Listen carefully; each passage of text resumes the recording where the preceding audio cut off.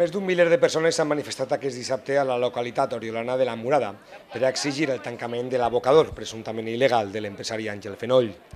La marxa ha partit de la localitat en una llarga caravana de cotxes i un autobús per arribar a l'abocador on la plataforma Bertí Vega ha llegit un manifest en el que es denuncien els perills per a la salut que suposen les pràctiques irregulars que es duen a terme a l'abocador, com és l'enterrament dels residus a les finques dels voltants del complex.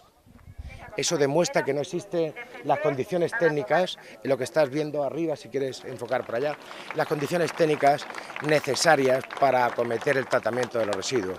Y hay que tener en cuenta que aquí la valorización, que el tema de la separación, lo que es el reciclaje, se lleva pero en un porcentaje muy pequeño. Aquí lo que se ha llevado mucho es el enterrar.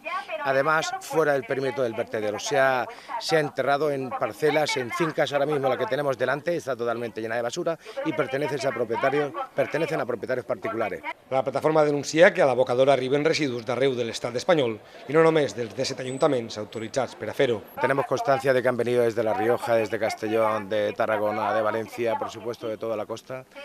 Y como habéis oído en el manifiesto que hemos leído, solamente eran 13 los ayuntamientos que tenían permiso para verter aquí y otros 4 de la región de Murcia.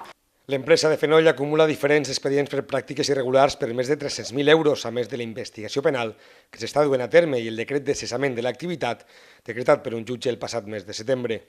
Decir que ese cese de actividad no se ha cumplido nunca, que hay un acuartelamiento que va a haber ahí, es un movimiento espontáneo, no organizado por Bertí Vega, en el que vecinos de manera espontánea van a llevar un control de todos los camiones que pasen, porque anoche fueron 120 los camiones que pasaron entre las 3 y las 6 de la mañana, ojo, pensando, como digo, sobre esta planta, un cese de la actividad. Els membres de la plataforma asseguren que el seu objectiu és el tancament definitiu de l'abocador i que no cessaran en les seues protestes, que han rebut el recolzament de tots els partits, PSOE, Esquerra Unida i Compromís, a banda del PP, fins a aconseguir el seu objectiu.